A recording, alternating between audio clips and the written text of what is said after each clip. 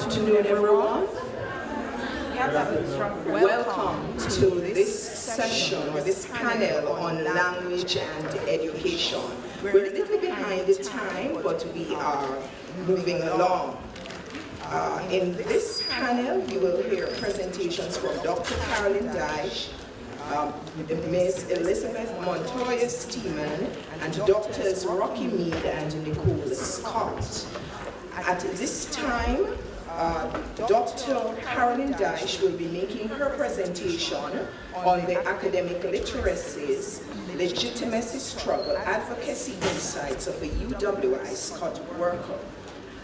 Each participant will have 20 minutes, followed by a 10-minute slot for questions, answers, and comments.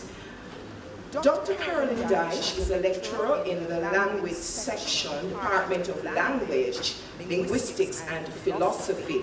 She's currently the coordinator of the Foundation Language course for at-risk students, that is, those who fail the English language proficiency test. She's also a coordinator of a Level 3 course, titled The Art of Public Speaking. And her main research interest is language education policy. I also invite you to read page 12 of your program sheet, where you will see an abstract on this session related to this presentation. At this time, let us welcome Dr. Dyche.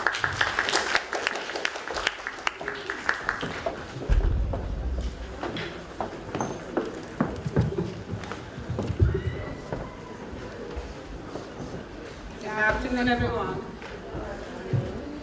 I want to start by putting my cards on the table with respect to Professor Devenish, because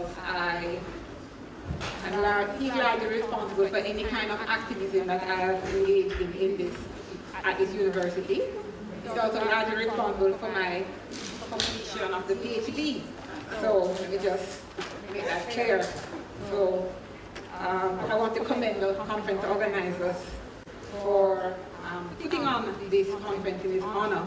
And just to say that this month of October is so appropriate. Not only is it Heritage Month, and it's all about heroes and boldness and pride of identity and self-reliance, but I don't know how many of you were at the Walter Romney Symposium Forum the other day.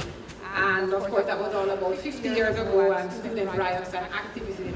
So it's a really nice dovetailing for this conference to be held at the same time when we're having, the recognition of our heroes and student activism. But more importantly, for the purposes of this particular paper, it's also timely because from our point of view as persons who teach the reading and writing courses in the academy, we are celebrating the launch of an association called CATAL. It's a mouthful, Caribbean Association of Tertiary Level Academic Literacies Practitioners. What I want to say is that about 21 years ago, this association was conceived at a forum, at a colloquium that was held by people like myself, Eric King, Monica Taylor, Ingrid McLaren, and we invited a lot of teachers. It was really a call for activism, and out of it was birthed a paper calling for such an association, a professional association to achieve certain goals. That was 21 years ago. Now, we actually launched it in May of this year again. The association was, as Monica Taylor said, when she introduced, she was a guest speaker at our launch in May. She made the point that while we should be celebrating our coming of age, we just come. We were actually stillborn. So that kind of gives you a little bit of insight already into the whole challenge of activism in terms of our context of people who teach in a very labor-intensive area with large numbers of students, okay, and lots of papers to mark.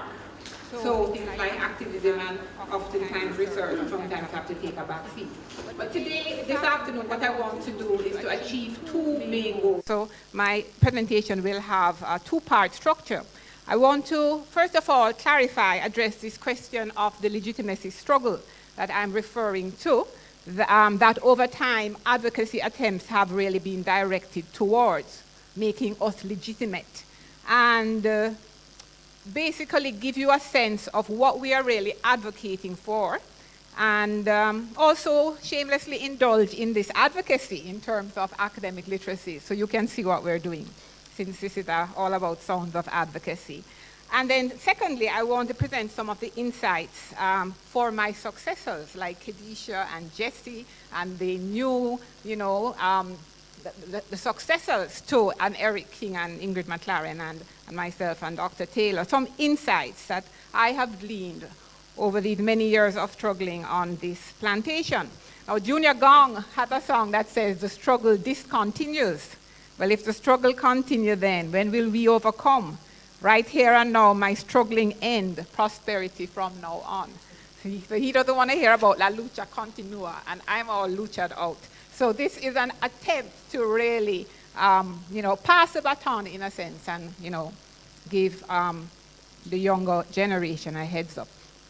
Okay, so first, to address the question of what it is that we have to advocate for and why, I want to kind of focus on the issue of nomenclature. I'm not sure if that's the right pronunciation, but anyway, we're going to go with that. In this field, because in a sense it symbolizes the changing of the names of what we do and our kind of hesitation to kind of style ourselves. Who are we really? Kind of symbolizes the issues and the challenges that we face in terms of our teaching and certainly in terms of our scholarship. And you can understand that our original name, certainly people in this institution, we came under a Department of Linguistics and Use of English. And so the whole business of English was in the forefront. Now, the truth of the matter is that, as you can see from the title, what we do is really perceived in terms of talking about Scot work. I like that term, Scot work. It reminds me of Dickens. I didn't look it up, but I think it has something to do with like the ashes and the coals and, you're cleaning all of the Scot. Right. So that is how we really have been viewed in the academy. And there's a little, I'm not the originator of this term. It actually comes out of the US context, where college composition courses was described as academic Scot work, with which lowly staff members are saddled. And so, as you can see, we come from a position of a very low status. And that is synonymous with terms like bonehead English. That is what they use in the US. And in Jamaica and in the UAE, we had useless English. And then, of course, we were equated with remedial English. That was basically our territory. Okay? And the context for this, of course, is the whole business of equating English with language, and English as a mother tongue tradition, all of these myths that we operate out of and under in this kind of context, this post-colonial context. Use of English, if you look back at the documents, you will see that it wasn't really about the code or the medium of English. English was really supposed to be the vehicle of thought. And it was really about George Carr, who was in the actual English department, then had both literature and language, language in terms of use of English. And the aim was that students were to use the course to help them to, and I'm quoting him, to inhabit a verbal world with relevance, confidence, and discrimination. Okay, there was nothing about English there. So the term use of English, and in fact, when you look back, there is something about uses of English, which kind of gets a little bit more closer to what it really was. From the very beginning, there was confusion about really what are these people doing in the academy, because surely we are all mother tongue speakers of English, and why would we be doing high school English at the UWI? Okay, so what in fact, that was the perception, what in fact were we really all about? And the truth of the matter is that over time, we have changed, and we as practitioners have had to constantly redefine and interrogate what we are doing, always in the context, of course, of the academy, where you also want status in terms of your research agenda and scholarship.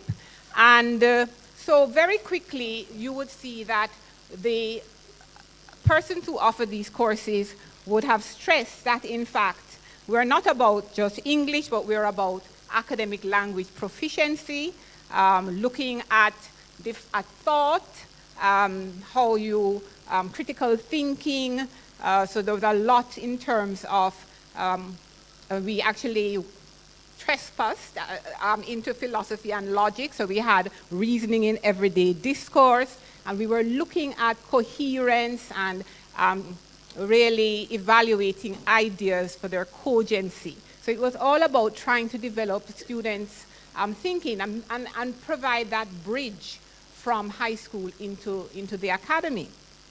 And so there was a lot of, and so eventually Youth of English came out from the Department of English, which was literature, and which was a high status, the high status element of that department, and started, its own trajectory. Eventually we aligned ourselves with linguistics. So the point is that the academic language proficiency was one of the areas that we started to point to, that we're looking at thinking and language abilities, grammar, and all of that. But it wasn't the only one, okay? There were lots of different areas that over time this course represented. And certainly the agenda of Caribbean linguists was very important. When I was a student here, there was a lot of information about what is language, trying to combat linguistic prejudices, varieties of language. There was rhetorical analysis.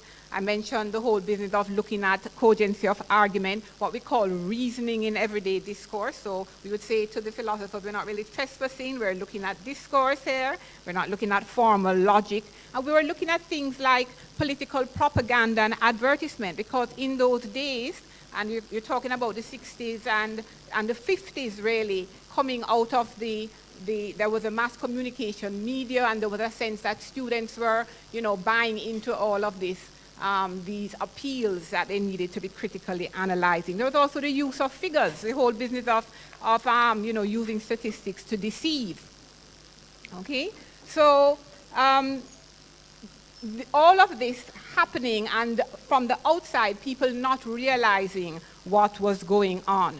So these, the whole business of intellectual standards, and these are slides that we use now when we actually teach in the course. We look at all of these and we say, how do you apply them in your various disciplines, and what do they mean? We look at elements of thought.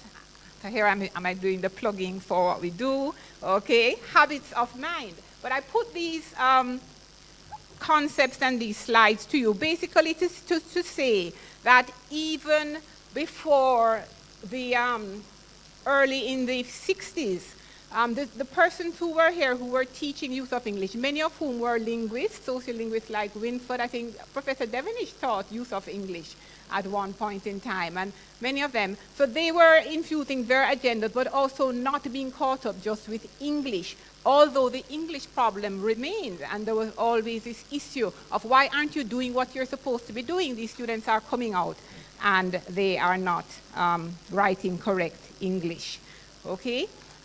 So if you look also at the wider scene, not just what was happening in the UWI institution, this quote here actually comes out of the US, and they were also grappling with the whole business of more and more students coming into the academy, the democratization of education, and there was the birth of basic writing, and they also had to contend with the fact that everybody wanted the students to be having correct grammar, and they were making the case that it can't just be about grammar.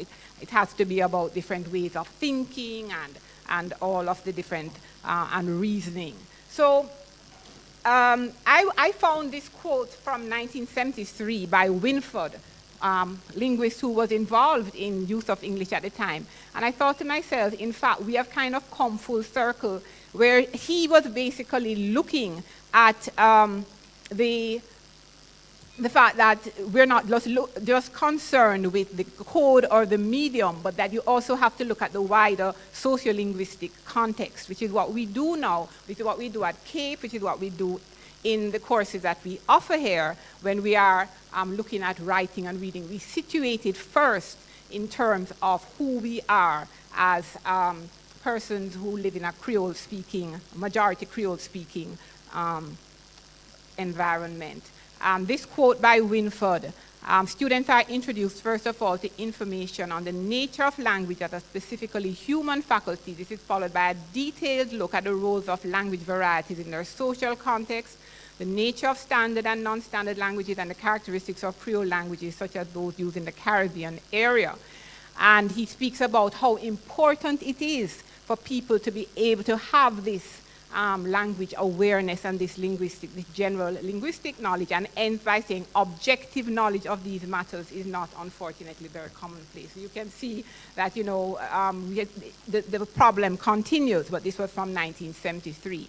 So just to speak about the term, before I go and look at the at what I have learned, just to say a little bit about the name that we have now chosen to adopt as this fledgling group of activists in terms of our association. We are calling ourselves, as I say, the Caribbean Association of Tertiary level academic literacy practitioners, and we've actually aligned ourselves with a British model, with a British orientation, which is not just rhetoric and composition, which tends to come out of the US. As I should say that the group is very small and it will be open to discussion when we build up in terms of the membership, but for now, we actually have gone with that, and we make a distinction between academic literacies and academic literacy, which is what we have been doing most of the time, which is just looking at the language and then also critical thinking. And so we have expanded our notion of what it is to be people like us in the academy by aligning ourselves with this definition, which comes out of as I say, the UK, which looks a little bit more at the institution, at the politics of the institution, at the politics that have to do with our speakers, okay? And the whole business about not having just these kind of static views of what is text in a particular discipline or across disciplines. And it embraces the technology and technological literacy, and as you can see, it looks at diversity.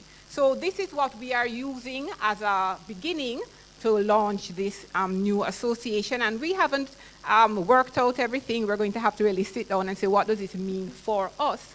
And also, what does it mean for us to be a Caribbean association? Because we have looked towards the UK and towards the US. The US actually has a concept called the center and the periphery.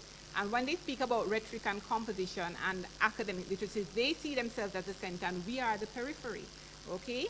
And so really, it's up to us to actually forge a distinct identity, so we're not just, you know, saddled in the periphery with every other part of the world that is non-US. And so this is the importance of such an association.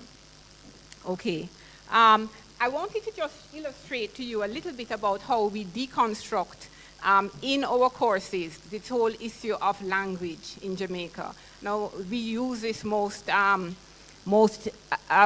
we're looking at editing and proofreading, but not just that. In 2007, we got a lot of flack, people like myself, because Mark Wignall wrote a column, How Did He Enter UE, where he basically just included the letter of a UE student that was full of grammatical errors and the sentence structure errors and spelling and apostrophe and everything like that. And we look at it and we talk about most of the students laugh and talk about it. And then we say, but what is he saying? What is he saying? And we actually start to look at the content of the letter. This is just a part of it. And in fact, the content of the letter is very strong in terms of critical thinking. He goes into, you know, this view and that view and the context, etc. And so we say to them, you know, the point is this is a good letter, but you know what, a lot of people miss the point. Okay, they miss it.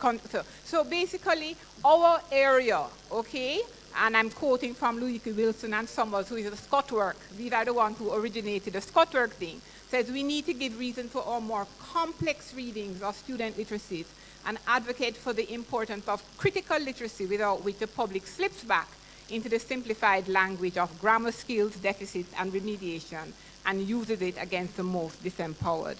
Okay, my time is running out. I'm going to skip to the insights. The insights, pardon? 5 minutes is a long time. The insights, okay, that we have gained from, that I have gained from working for 30 years. I'm getting long service in December. 30 years.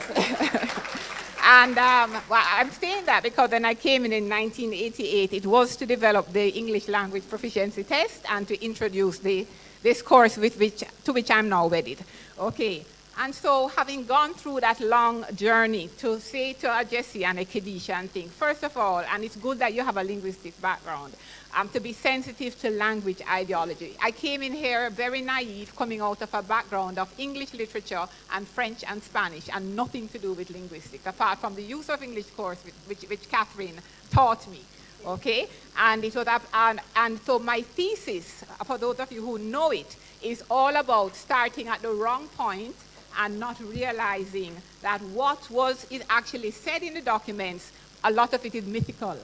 And so I was looking and saying, well, this is the goal of policy, and I'm going to evaluate this goal. And the more I went into it, I realized, well, this is not the goal.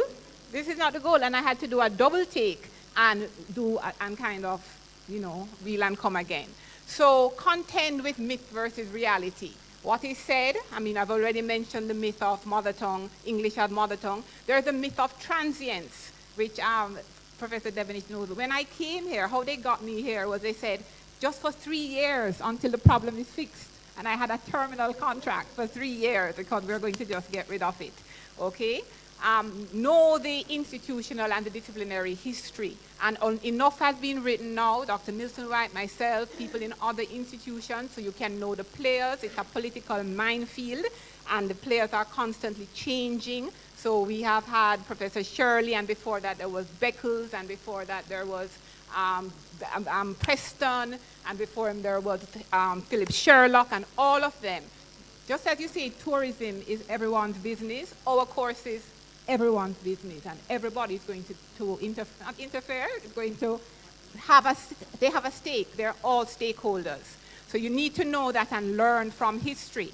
Consider leveraging the Creole English debate. Sometimes when you want to get the English thing or the writing thing, sometimes you have the Creole bogey, which has been used. How did the remedial course come in? When Professor Devenish's book, Language and Liberation, was published, and there was a newspaper article in it speaking about Creole literacy, there was a dean of one of the faculties who was appalled, and he had been against us having a course for the at-risk students. And the specter of having Creole literacy was such that he basically moved in our direction and said, yes, we'll have that course with the students who are having problems with English. So that needs to be done. Be strategic, read your terminology. This is Alsop, okay? Alsop from an interview. He introduced the term English language proficiency. He used it as a palliative, according to him, because to refer to the issue of the needs. And he speaks about how it came out of Cambridge, and he felt they would be more receptive. He used it as a seller. But the notion was English grammatical structure. So right through the history, when you look at policy, you see people, Figaro, who started it off, who wanted a course on logic, on language and consequential expression, but everybody wanted grammatical English, and that's so use of English came about. So there's this whole kind of, I don't want to say disingenuousness, or there's anyway, the kind of double speak sometimes. You have to look at that, because, and not just, okay, I know my time is out, not just the, right, so not just the double speak, but also the strategies, because I want to end by mentioning Professor Devenish, when he was coaching me, we had to make a case to academic board under Professor Beckles about why we should have an English language proficiency test unit. And we had handed in the paper, and we're sitting out waiting to be called into the council room. And somebody came out with a folder and said, here, Professor Beckles said, you must look at that. And I opened it, and Professor Devany said, what are you doing? And I said, you know, we have to read it. He says, what are we going to do? Read it right now and go in there. And so, you know, the whole is not strategies that people use, political strategies that you use in union. That's where Prof knows everything from. So all of that, you have to be a real politician to really do well in this kind of environment that we have. And I'm going to close now. I wanted to close with the student voices, because the last thing that I have as an insight is look out for unexpected allies and surprising adversaries. And the students who have actually put out a video before we even got a chance to do about the course, telling other students what to expect and how it helps them and things. They have been our allies, as well as people in other areas that are not humanities, who have really bonded with us in terms of coalitions. Thank you.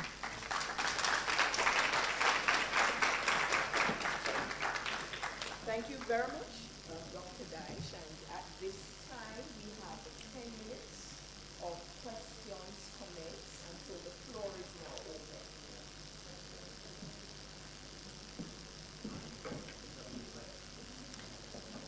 Clive. Yeah, I just going to, while you're going up there, I just want you to hear one voice. I can't go without making you hear the student voice. Hold on, this is what? Well, I did not know how to write for an academic audience. Because coming into the university, even though you went through CAVE and stuff, you normally write stories, but you did not know how to write for that different level. You know, you're in the university, so you need to know how to write for the academic spirit. So I didn't know that. So that was not a misconception, but a not knowing how to. Don't go into the course, you know, expecting it to be a breeze. You know, expect to be writing a lot, and also if you're going to be writing a lot, you need to read a lot. Also, you know. Read from different sources. Be informed, stay current. Okay. Yes. So thank you, Carlin. That's a really good presentation, a very important discussion. And what you call Scott work in your presentation, I hear the term service teaching or service department mentioned a lot in North American universities, particularly at mine, University of Waterloo. And what I'd like to ask you is, how do you balance being a kind of service teaching or Scott work department or section of a department with being a department which has its own kind of research, its own identity, that kind of thing? Because it is the Scott work or the service work which actually brings in the dollars, right? You are guaranteed tenure track positions year over year if you can ensure that you'll always be teaching English courses to STEM students, right? You're guaranteed tenure track hires if you can continuously correct the essays of physics students. Fine, and this has been going on at universities all over the world. Humanities departments have always faced this. And I'm wondering if we should take sleep back that and look at what happened to the Department of Classics, which are now fighting to stay open, much less relevant nowadays because of what the use of that kind of thing. How do you balance the two? You want an identity for yourself, but service teaching is where the money comes from. Yeah. What do you do? Well, I don't think the university is at the point perhaps where you are in Canada, because what a lot of universities do and we do is that we have had to fight against is using a lot of adjunct staff. So it's not really that we get tenure. You will have a few people who will, you know, but a lot of our teaching comes by part-time, and we have had to fight to get full-time instructors. And obviously our research and public service takes a beating, you know, because you teach every student. And so it's really one of the things that the association will do is try to look at working conditions and make the powers that be realize that, you know, it's not a level playing field when it comes to a lot of the work that we do. And at the same time, of course, to try to get more staff and so that we are not as overworked. But I wouldn't say that the approach that we use in the Caribbean is to give the English people tenure. Maybe when we have STEM coming in, and would it be a lot of foreign language students doing STEM as well? Right, yes, so that's the other thing in a lot of universities overseas. Money, international. Right, right, The foreign language, right, a lot of my students, for instance, that their first language is Mandarin, right. Gujarati, Yeah. Korean, Yeah. you name it. But- Right, as a second language. Yeah. Well, I think we're going in that direction. I mean, the university certainly is trying to court international students, and there have been discussions because the IELTS center, the testing center, is located within our department, and so that was very strategic on the department's part to say, okay, you know, in the future, we want to be able to have staff that can teach English as a foreign language, foreign, not not just a Creole speakers. and then we have the testing and we can package it all. So there's been, so that's one way in which we'll be going, so, yeah.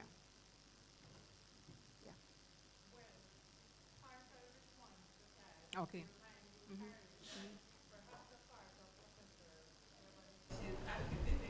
Has actually led to a kind of security that might not be called tenure for people who engage in sport work, but indefinite employment that can come faster than other people get tenure in their academy.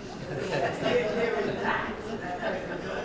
They're actually under Professor Devenish, there has been amazing activism and amazing achievements and that's why it was important to be here to speak about the language section in relation to Professor Devenish. And I think the link between language and linguistics has been very strong, and we see each other, in terms of the synergy.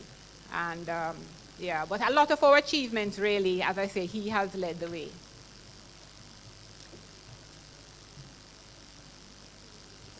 Okay.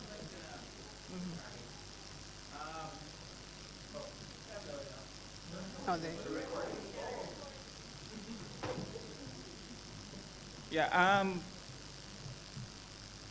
when you shared the Wignall article, I was just kind of wondering, to what extent has the English language section been able to convince the university that we have moved the Scott work beyond what we saw in the Wignall article, in the advocacy? Yeah, I think I mentioned the whole business of the changing of the guard with respect to administrators and to the powers that be. It's always not circular, because you hope you have made some progress, but it always depends on who is leading at the top, because you'll have administrators who will come in who have these prejudices, linguistic prejudices, and so they come with the same old story about English as mother tongue and all of that, and so you have to now go and educate them. One thing we have done is to start publishing about the struggle and about issues to do with working conditions and what we do and the field of rhetoric and composition, academic literacy, whatever you want to call it. But I think we have to be, one of the things you have to be aware of is that the individual that calls the shots oftentimes, has a big say. And we're happy now that Dale Webber is principal, because he has partnered with Ingrid in writing across the curriculum in the life sciences. So he knows exactly what is the power of the courses that we offer. And I guess as we do more and more activism, then, we will reach a wider audience. But there's a lot of work to be done for you guys. Yes.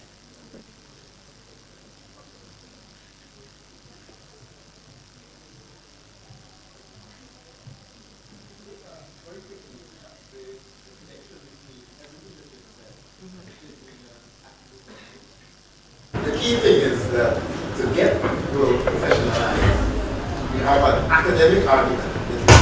In our context, we have an industrial argument.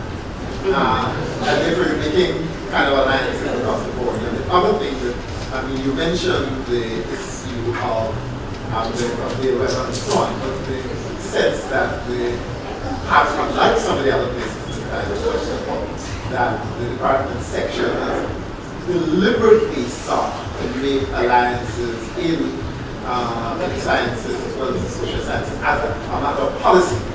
And I think that as a result, they have ended up being agents in a situation where elsewhere they're basically victims. Let us put our hands together.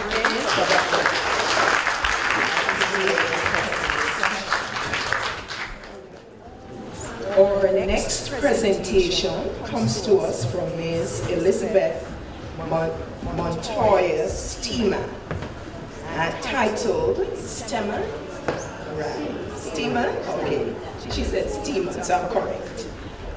Titled The School of Drama Students' Perceptions of Standard English, the Impact of Background on Confidence Levels on the use of language.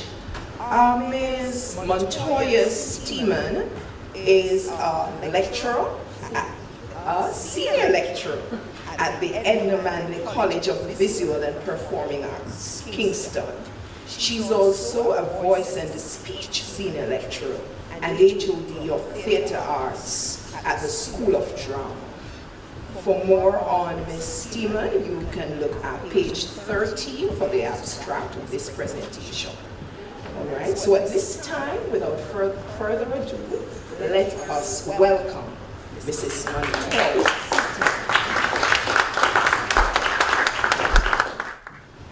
Okay, let us start this. Good afternoon, everybody. It's a pleasure for me and an honor to be here presenting this paper. Thank you to Professor Williams for all the work he has done. Okay, so the title of my research is School of Drama Students' Perceptions of Standard English, the Impact of Background on Confidence Levels in the Use of Language. So I teach voice and speech and acting, and I am an MPhil in linguistics from UWI. And then in my research, I linked my voice and speech teaching practice with the linguistic field. So, you know, in theater, a division of the performing arts, oral performance is one of the main skills of expression. Our students are going to be drama in education teachers and art professionals. So the objective of my research was to, that is based on empirical research, was carried out with students representing all 4 years of the School of Drama programs. And the objective of my research was to find out why these student performers, as I call them, student performers, they are not yet performers, but they are student studying to be performers. So student performers present a low level of confidence and diminished use of oral skills when performing a poetical text in standard Jamaican English to classmates and the School of Drama audience. So I will argue that this is due to the students' lack of direct relationship with the standard Jamaican English. As a result, the students lack the skills to analyze the text and extract its meaning. So this in turn means that they encounter challenges to transform a written text into an oral performance. We have to see the context of these students. So the language in Jamaica, Jamaica is considered a de facto bilingual society with 2 dominant forms, the Standard English and the Jamaican Creole, JC. So the functions of the 2 varieties are in complementary distribution in the society. This is why this linguistic situation is labeled as diglossia. So you know, as Elaine said, the general feeling is that Creole languages and dialects are defective, that they may be suitable for the expression of folklore, but that they are quite inadequate for the expression of complex and abstract thought. So in this diglossic context, different individuals display different levels of proficiency when using standard Jamaican English and Jamaican Creole. So a study conducted in 2006 by the Jamaican Language Unit collected information from 1,000 Jamaican respondents and found that 46.4% of the speakers consulted were able to code switch from JC and LJE. So LJE is also the language in which education is provided.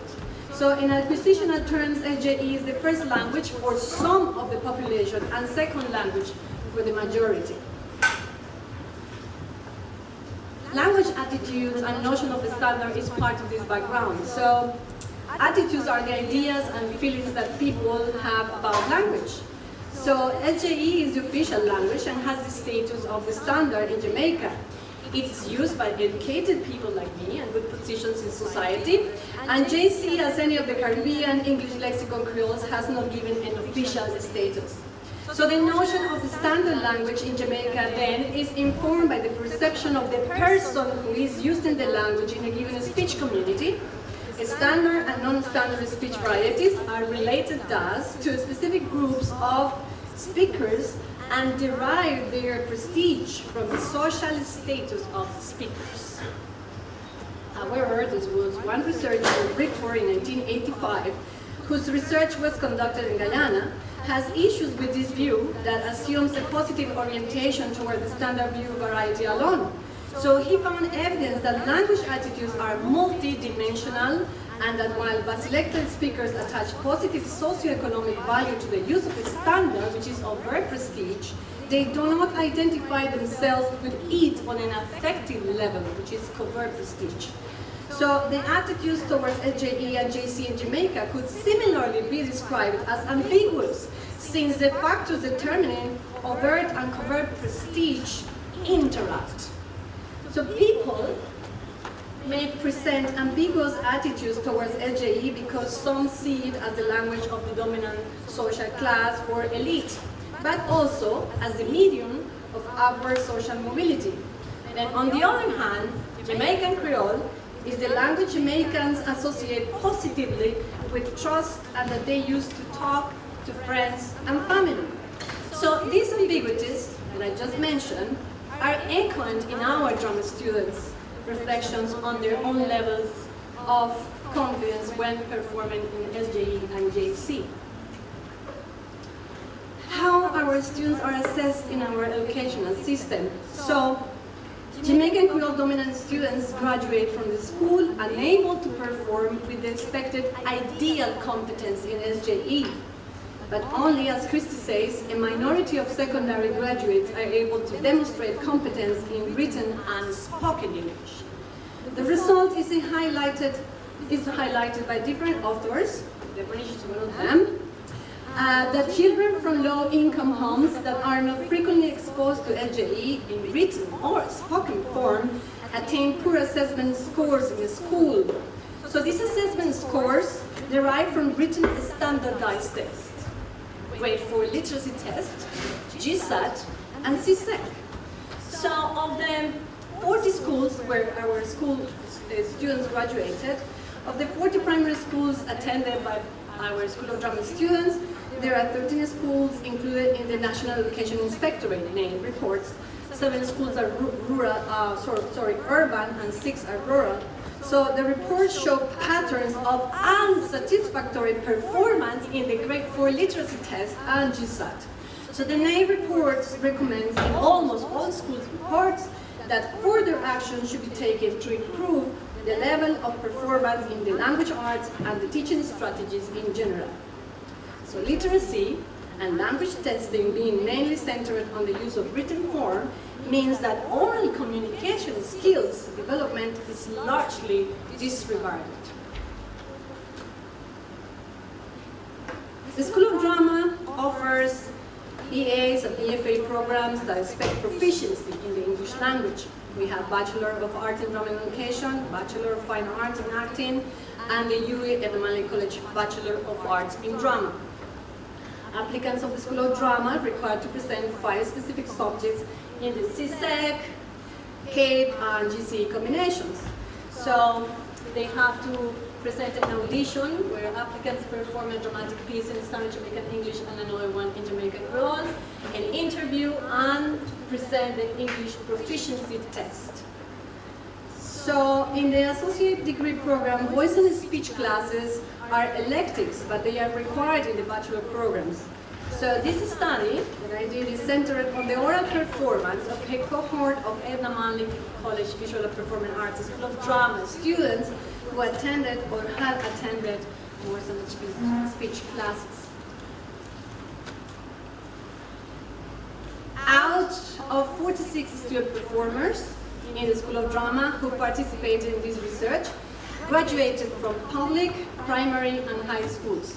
And few of them graduated from high scholar schools. So the majority obtained grades 2 and 3 on the CSEC English A examination. 8 obtained grade 1, which is excellent. 17 grade 2, very good.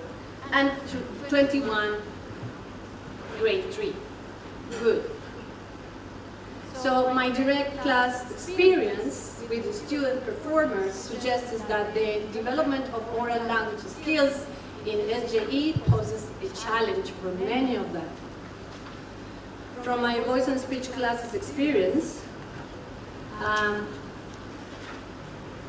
the students, I teach voice and speech in first and second semester, and then in the first semester they have to present, analyze, prepare, and select texts ranging from informative, like newspapers, articles, to poetical text written in JC and SJE. And then for the second semester, the tasks are side reading of narrative text, presenting a Shakespearean sonnet, and telling a story that they create. Students are assessed for voice production, speech clarity, interpretation, and presentation of the text. In the interpretation criterion, phrasing of the text is assessed, and also the skill to create the mood of the text with conviction and believability.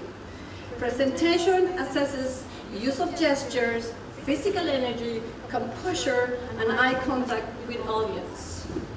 So different students present different weaknesses on these tasks. So in my experience, student performers struggle with the literal meaning of words, with the interconnection of meaning between the different lines of the stanzas of the poem, and with the fact that the analysis of meaning should go beyond the initial response to the poem. So when presenting the poems, it often seems that they lack understanding of the purpose of the text. This is signaled by the use of intonation, which becomes monotonous.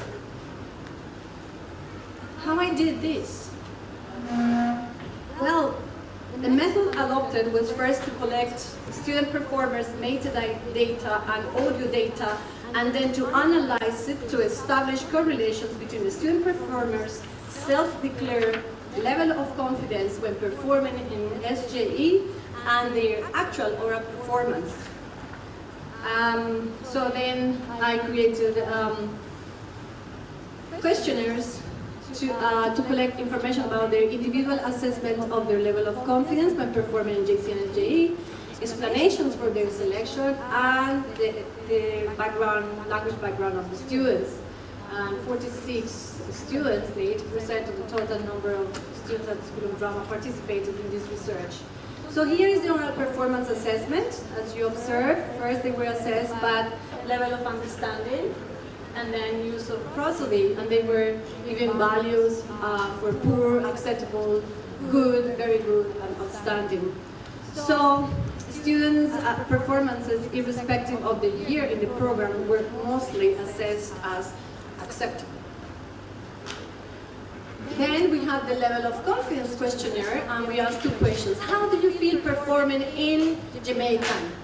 And how do you feel performing in standard English?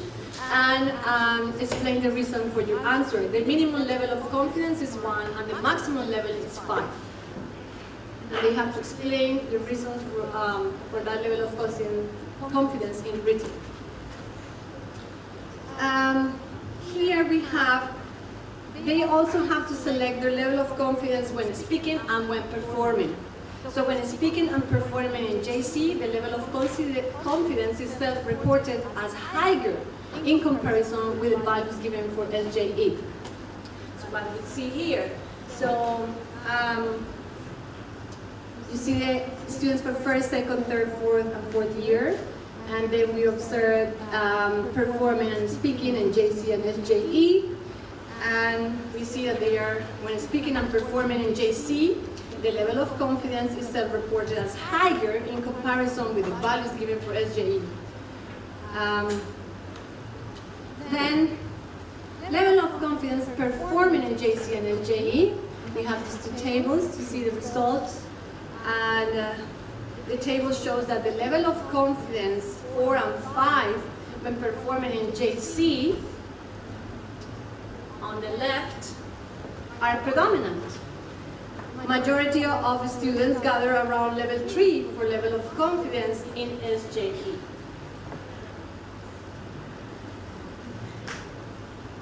So now, why they gave themselves that level of confidence?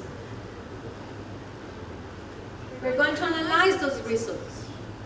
So at level 5, most of the students, as I said before, reported themselves at level of confidence 5 for JC. So out of 46, 25 students placed themselves at the maximum level of confidence and 15 at level 4. The reasons, as we will see, disclose a native language competence that is associated with feelings of not just confidence, but even self-satisfaction when performing in JC. So I feel very comfortable performing Jamaican Patois.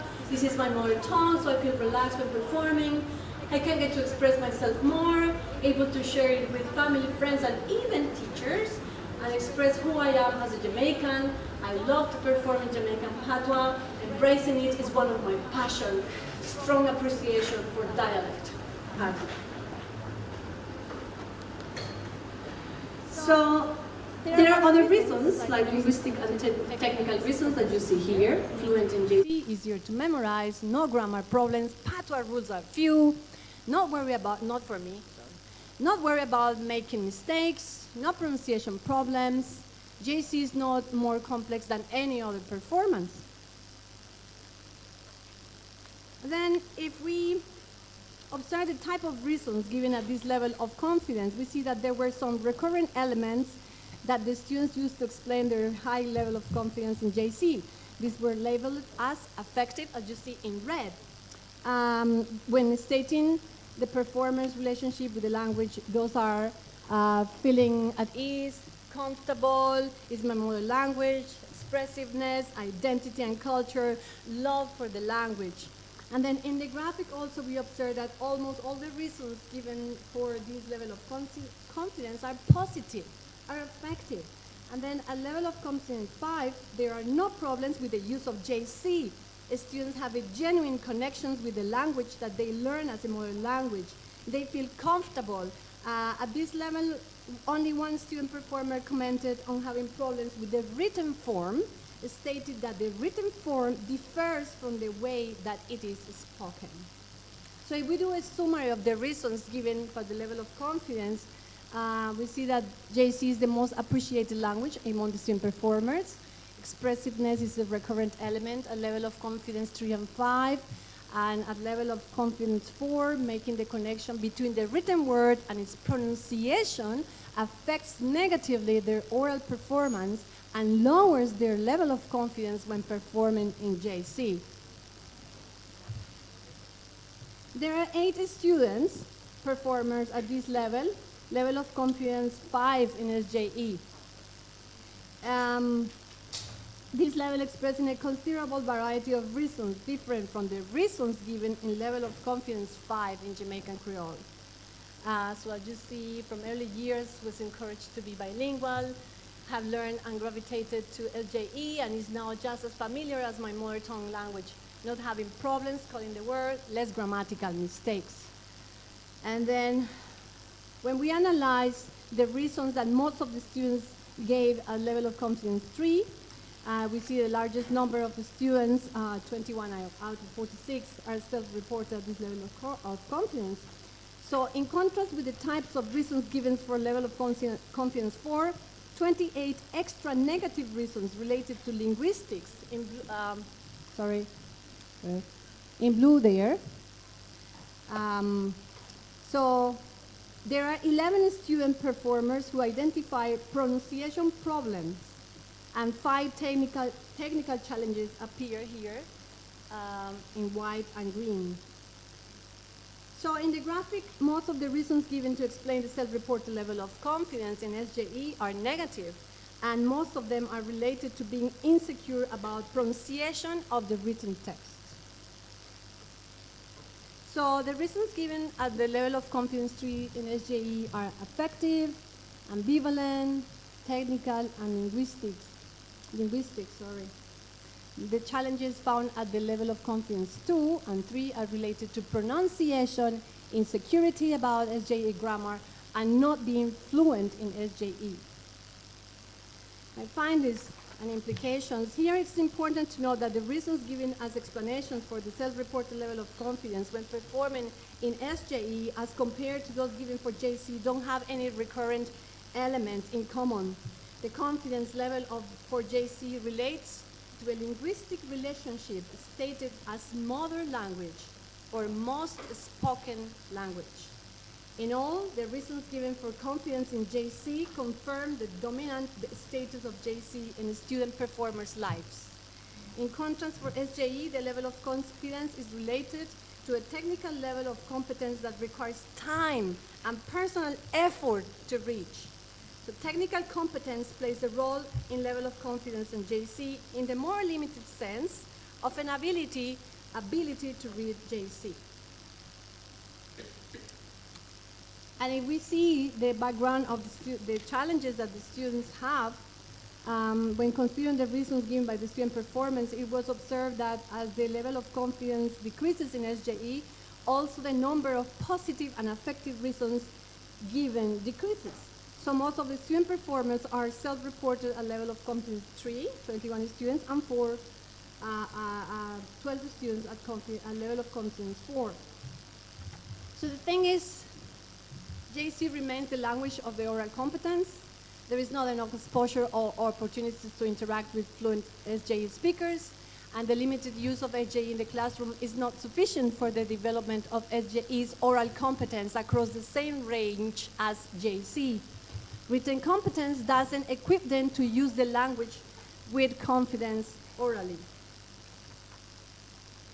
So we need an intervention here. An intervention will be necessary at the School of Drama to address the level of communicative competence and student performers' self-confidence that can support the oral performance. Our programs need to be reoriented to develop language confidence and competence. More voice and speech classes are needed, but overall, more than that, is a system that needs to reinforce the relationship with SJE across the board. Student performers need to develop a more communicative relationship with SJE that empowers them to interpret meaning and sense with skill. Thank you very much.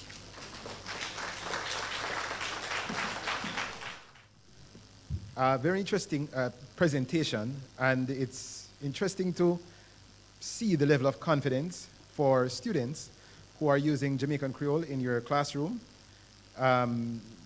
higher than English. But as I listened and I looked at some of the reasons, I was wondering if it was because of the kind of task that they were required to do. I'm not sure if you mentioned that in the presentation, like what was the performance task? So that's the first question that I have.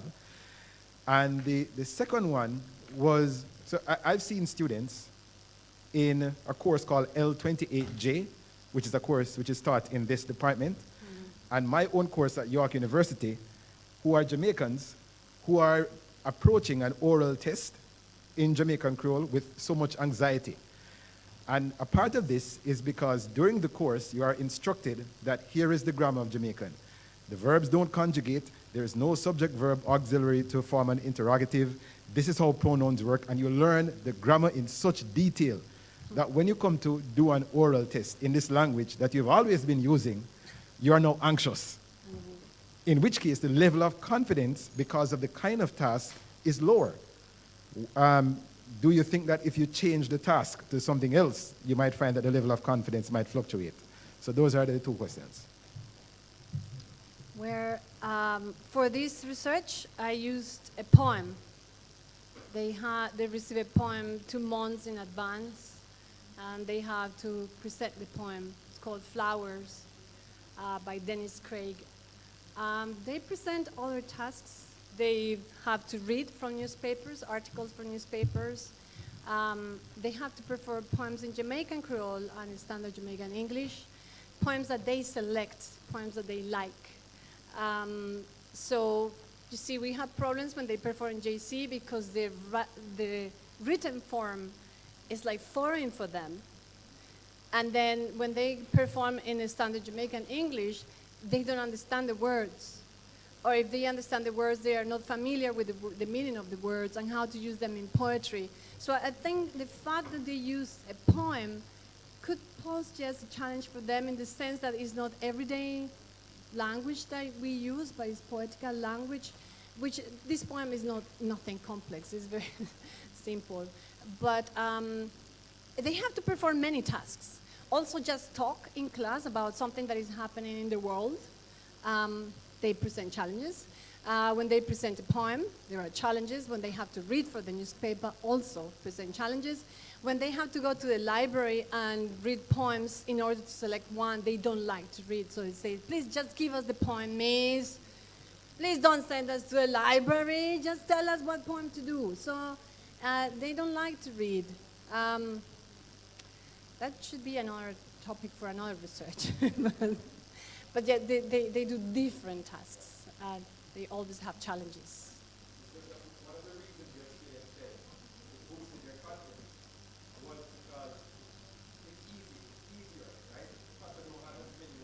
As English.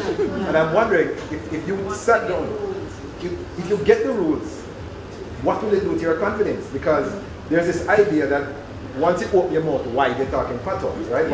Once you can hit those low vowels, it's patois, you're all right. But when you start to learn the rules in any great detail, and you realize that you weren't really using Jamaican, strictly speaking, all along, what might that do to your confidence? Or should we continue this ignorance is bliss, just open your mouth and talk about it? Well, I think they need to be taught English. Because when they enter a school, teachers assume that they speak English, and they start speaking English, and many of them are Jamaican Creole speakers. And so they need to be taught English. I talk to them and say, look, I speak Spanish, and I speak English, and then I was taught English, so it's about learning the language. But when we assume that you already speak English, and you need to be taught, or to do more exercises to differentiate the grammar between Jamaican Creole and Standard English, there is a problem there because they cannot make a choice. When they decide to speak English, they don't know how to do it. So they need to be taught how to do it. No more questions. Thank you very much.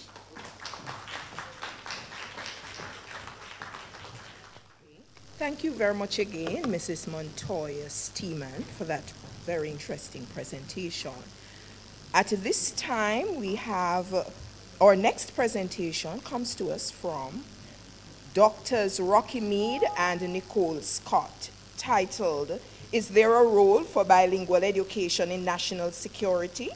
A Case for a Group of Unattached Youth in Jamaica. Dr. Nicole Scott has particular interest in the area of descriptive linguistics, particularly in the area of Trinidadian French Creole. She wants to put on the table that she had been supervised by Professor Devonish and Professor Robertson. Dr. Scott has been working in the area of teacher education, and she is the Deputy Dean of the Graduate School of Education at the Michael University College. Dr. Rocky Mead has particular interest and expertise in the area of language acquisition and phonology. He has had a long-standing association with the Department of English, Linguistics, and Philosophy, and also the Jamaica Language Unit. He has taught a range of courses, and other area of interest is bilingual education. He currently serves as the Chief of Defense of the staff at the Jamaica Defense Force. At this time, let us welcome Doctors Mead and Scott.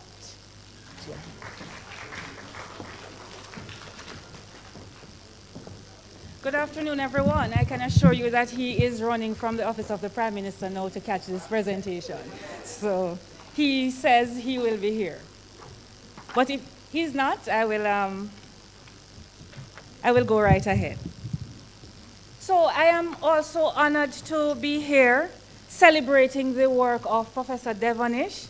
He's a true researcher, I think, who believes there is a researcher in all his students. And because of his belief, he has gone beyond the call of duty for his supervisors. He has gone beyond the call of duty to prove his hypothesis, I think. And I'm here today because of this great man. So I'm honored to be here. So you heard the topic and the title of our presentation. I was speaking to Clive in the summer, and he said, I can see you're really going to try to pair, national security and patois. And he said, I can see the headlines in the paper, patois, the solution to crime in Jamaica. And we might be onto something, but let's see. So one evening, as I was teaching, a 5 to 8 class, a student came and said to me, Miss, me have to leave. So I have to leave. She said, I have to leave because I might get robbed if I go home after nightfall. So she was very scared, and she took up her bag, and she left. So she had a story, but I think, too, the robber had a story. Notice on the little cartoon here, it says, I prefer to call it profit sharing when he's holding up the person. So he has a story. Now, people get involved in criminal activities for many reasons. Idealism, of course, and survival. So we hear constantly, man have to eat a food, the picnic them have to go to school, maybe baby mother want a thing. Now, crime is no respect of person, and we know that. No age, no creed, no anything. And I'm not talking here about white-collar criminals, those who are educated and are doing those things. No, I'm talking about the people who are uneducated and who need to survive. So is there a role for bilingual education in national security? This is supposed to be the beginnings of a case study of a group of unattached youth in Jamaica. Now, by unattached, this is what we mean. These are people who are between 18 and 23 years. They are unemployed, or if they have some kind of employment, it's haphazard, it's occasional, short term, and they generally do menial tasks, and they are not enrolled in an educational institution. So what we want to do here is to raise the question of whether bilingual education may have improved the prospects of unattached youth in Jamaica and the inference for Creole speakers more generally. Now, the need for bilingual education has been in the media for a long time. And you know of the bilingual education project. So at the policy level, it has always been there. But full implementation has never been achieved. So the pilot project went on in 2004 to 08 with the approval of Parliament, but its full implementation was not funded. So we are just talking. So policymakers still seem to be deciding how granting the right to freedom from discrimination on the ground of language would affect an education system which, at least, officially, English is the medium of instruction. And they're also dealing with another kind of issue, and this is it. How are we going to sell bilingual education to the general population when there is still such negative ideologies and, may we say, hostilities regarding the use of Jamaican Creole in English? And if you looked at the Sunday Gleaner, Daniel Thwaites, I think, would have written a paper about all that, the work of academics in this regard. So for the people, especially for the students, Jamaica is typologically bilingual, but that doesn't mean that bilingualism is widespread. Winford says, we have this continuum situation. Some of you students might have heard about that. So you have a spectrum of varieties, but that is operating with diagnostic features. Functional separation of, say, English and Jamaican Creole, but you have a spectrum of varieties. Now, Fox indicates that about a quarter of unattached youth attained only a grade 9 or lower level kind of education, and less than 5% had tertiary education. The majority had little or no qualification. When we looked at the 2014 Survey of Living Conditions in Jamaica, we saw that significantly more unattached youth lived below the poverty line with lower educational levels. So here's where we're going. So we're making the link now to these unattached youth and education. Our assumption is that many unattached youth command the spectrum or that space in the continuum between the mesolect and the basilect. Some of them are passive bilingual. So if you talk to them in probably regular things, how are you, they're able to answer, they're able to understand some things. But it doesn't mean full competence. It doesn't mean they can read an academic text and understand and write in English, as you heard from the other presenters.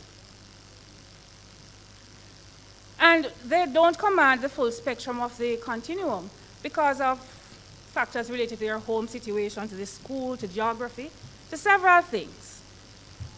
Now, when we look at the educational system in Jamaica, you're going to see that there is a lack of equity. So primary education up to age 12 is almost universal. But you are selected for high school. There's a selection process. So some people would have gone through common entrance, some would have gone through GSAT, and the new thing is PEP. Everybody is complaining about PEP and how that will be implemented. And from my teaching practice experience, going out into the schools, looking at what the students have been doing, they still use standard English to deliver the content to children who are mostly vernacular speakers. That's just it. But you also have them using occasionally Jamaican Creole to ensure that the concepts are understood as per the Jamaican language policy. So the examination that you take in primary school determines the nature of the high school education that you get. There is no equity there.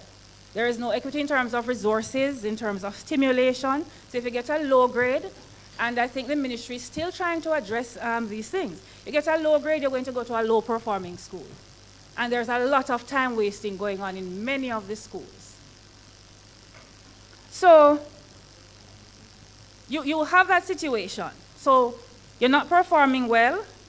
You're going into a high school situation where the teachers determine who is going to sit the CSEC examinations. And if you are going to lower the reputation of the school, in many instances, or the teacher, the institution or the teacher, then you are not going to be selected to do the subjects. That's just how it is. So Craig 06 notes that of all the secondary students, secondary school students, only 9.75% of them who could manage to take CSEC. The question is, what has happened to the rest of them?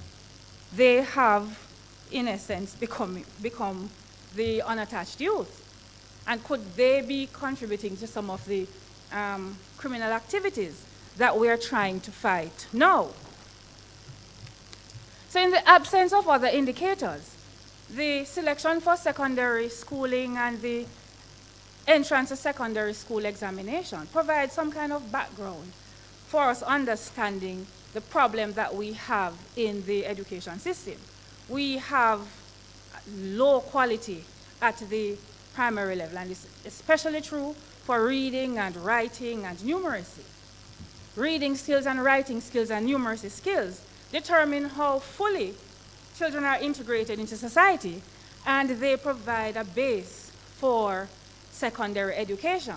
So what I'm saying in essence is that the system sets many children up to become unattached.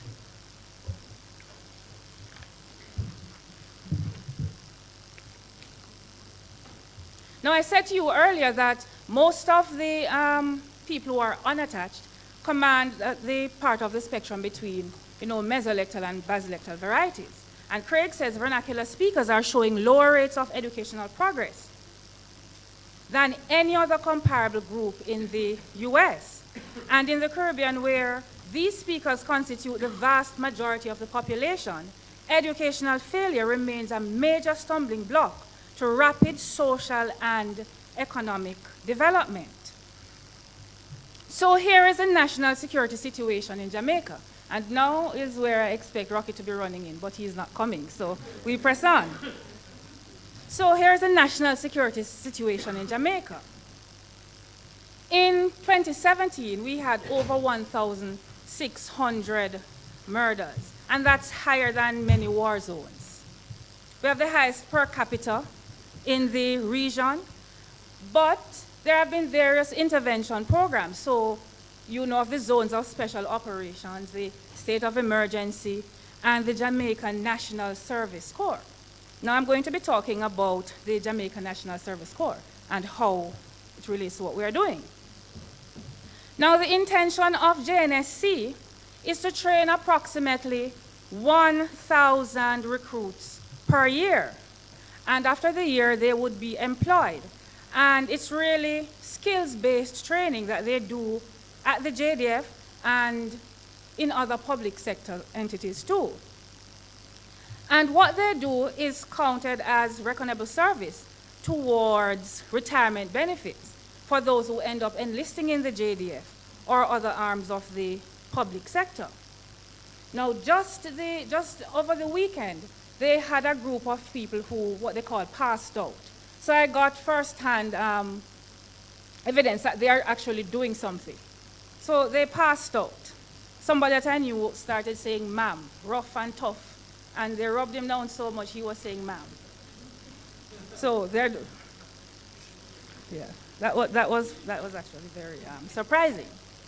So the recruits were asked several things, and I'm just sharing with you a few of those things. So what programs are or were you part of within the JDF? And over 80% would have been part of the Jamaican National Service Corps. We had more males than females, but in the cohort that passed out this over the weekend, there were many more females than they would usually admit. And most of them fall into the age group that we are interested in. They fall into that 18 to 23 year age group.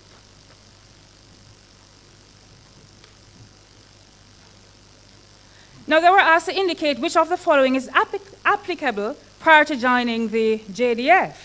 So did they have a full-time job, or they held a part-time job, or were they unemployed? If you add the number who would have held a part-time job, the same seasonal kind of occupation that I was talking about, or haphazard occupation, and those who were unemployed, you realize that that is over 54%. So I'm just establishing for you that these people were, in fact, unattached. They were asked, how long were you seeking employment? So if you are to leave high school, say at 17 or 18, how long were you seeking employment or seeking something to do? And you would realize that most of them, if you add those with 12 to 24 months, you'll realize too that that's what, 20, 29, 50, yeah, little over 50% of them would have been seeking employment for at least a year. So they have nothing to do. They're unattached. You remember I started out by saying people have to survive? So what are they going to do to survive during that time? I'm leaving that question open. That is the, I think that one says the same thing. But interestingly, they were also asked, what would have happened? What do you think would have happened to you had you not joined this program, that's the JNSC? And many of them responded that they would have probably resorted to a life of crime. And that's very instructive for us, we think. Now, Quintin and Martin say countries use a variety of instruments to improve the labor market situation of youth. And I want you to take note of the sections that are highlighted. There is agreement that in order to improve youth job prospects, it is essential to combat school failure. So I tell you, our system is failing. Only 9.75% was able to sit CSEC. Yes? In particular, early and sustained intervention can help prevent a vicious cycle of cumulative disadvantages. That is what we want to happen. Sustained intervention. Most countries have only started to tackle the issue, mostly through reforms of initial education aimed at guaranteeing equity of its provision. And it says by reinforcing vocational education for students not attracted to general studies. Now, this is what the JNSC, the Jamaican National Service Corps, is trying to do, is trying to address. So is there a link to crime? So, Clive, is there a link to crime? We don't have any conclusive data for Jamaica. But if you notice that we found research that says that there is a link in other jurisdictions between inadequate education and crime. So it might be the same. So since the inception of the JNSC program just over a year ago, and again, we're tentative in the correlations that we're making, but there has been a steady reduction in crime. And this is up to the 30th of June. The bottom chart is telling you about what's happening in St. James, one of the hot spots. Yes? Now, up to this Sunday, notice that in 2018 so far, we've had 1,042 murders, and it's broken down there. And the year is not finished yet, we know. But at least thus far, it is less. So several interventions have been taking place, several interventions have been taking place. So we can't specifically say, you know, it is what the JNSC is doing that's causing any of this to happen, because there are several factors. There's also that too, yeah. Some things are happening though. Now some people say, well, since I just need to survive, why don't we just employ them? That can work. Wouldn't that reduce the crimes of necessity that threaten national security? And the answer is yes, maybe, but why not just fix the problem? Why not fix the problem?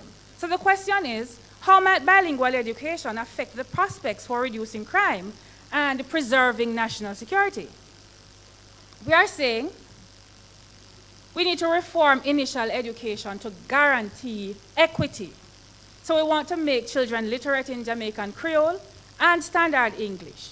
We want the bilingual education program that was put on the table by Professor Devonish to be brushed off and really implemented. And what are the spin-off effects of this?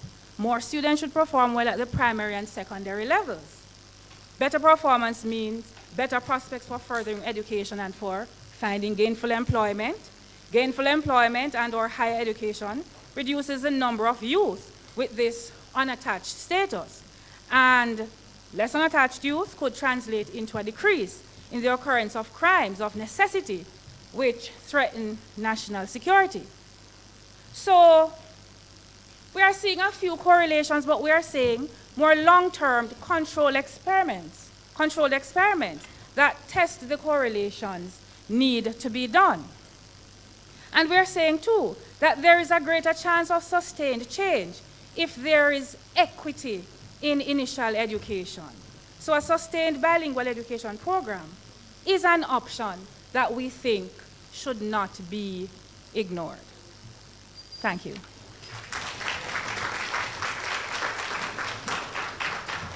Thank you so very much, Dr. Scott, for that very, very relevant. Presentations weren't relevant, but you understand what I'm saying. Very timely presentation.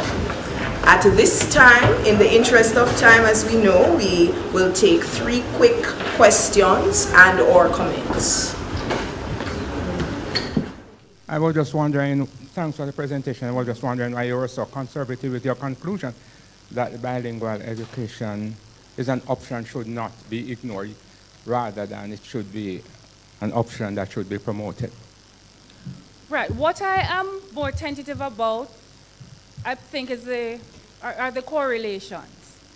We have to do more controlled study to say there is a correlation between you being unattached and you participating in criminal activities. So we are convinced that bilingual education will work. But so that's what I'm tentative about, not that. So we're confident it can work. Yes. Oh, sorry. Oh.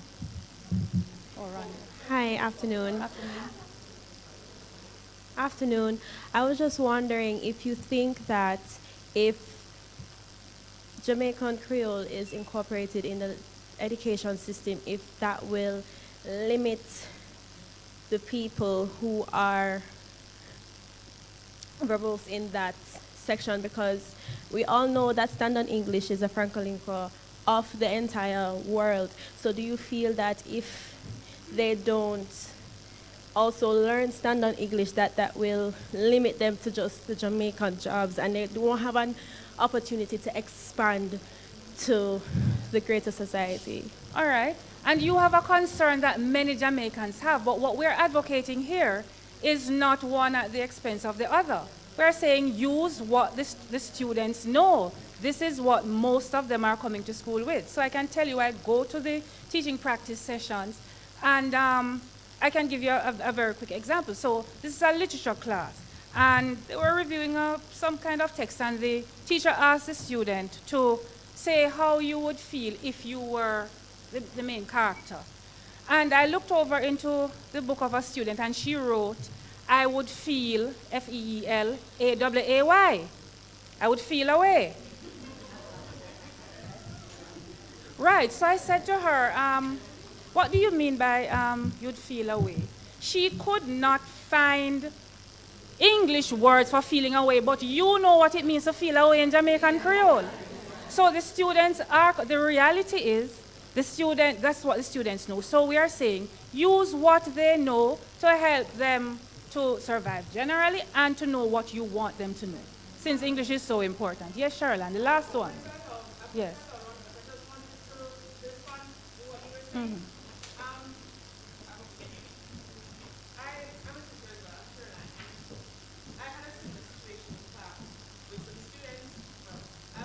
Trying to get them to write expressively. And I said to the class, you have one task. I want a volunteer to come up, and I want you to tell me about your most favorite experience that you had. Anything at all, whatever it is, whatever made you extremely happy, tell me about that experience. One rule must be in English. The young lady who had volunteered, she stood up there for the entire, it was like 5 minutes. And she stood there for the 5 minutes, and I think I got maybe 4 sentences. This is something that was her best experience, the thing that made her most happy. And I said, okay, I'm going to change the rule. I want you to tell me that same story, but use patois. Tell me about it. 15 minutes later, we're still there, and she's still talking. So I used that experience, that practical example to say to them that it's not that you don't know what to say. It's not that you don't have ideas. The problem is the choice, the language choice. So when you package your ideas in a particular language, it limits you in terms of what it is that you have to say. And I help them to understand that being Creole speakers only mean you're not intelligent. So that was the objective of it. Thank you very much.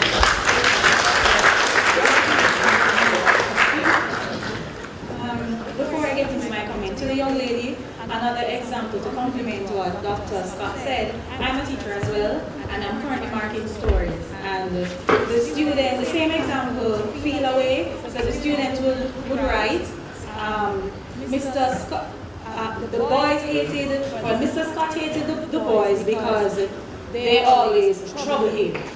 So we know that in Creole or in English that means to tease, but because of, again, the not being able to do that translation, then the student is not able to equate trouble him in a Creole context to tease. So again, another reason why the bilingual education is necessary. I just wanted to point out that even though you were being very cautious and very guarded on that link, between the bilingual education or an approach, right, to unattached youth, it's actually the reality, because in an article Ronald Gates wrote probably 2 Sundays ago about the language of pet being the problem, the language is the problem, he pointed out just that with GSAT, because the structure of the questions were multiple choice, then the students, probably through familiarity, which is very different from understanding and context, the students would probably be able to pick up a few things and probably just patch their way through rote learning. But with PEP, the language that is being used, if you do not have a particular grasp of the language, then that unattachment that we speak of is going to start much more earlier than in high school, because the children in primary school who are coming up, I have co-workers who are parents who have children with PEP, and they're gathered in the staff room constructing the PEP questions so that they can help their children. Much more so to say the children who will be faced with these questions that are structured in this way that suggest that you already know the language. So the unattachment that you speak of will start much earlier than high school with the introduction of PEP. Right. In the interest of time, I think we're all in agreement with that. So we don't want more unattached youth. Let's dust off that policy and put it into practice. Thank you so very much, Dr. Scott. I'm so sorry. I know 2 of our colleagues had their hands up, but we are really out of time at this time. But you may speak with Dr. Scott afterwards to share your views. So, colleagues, to all our presenters who participated in this segment, and to everyone who participated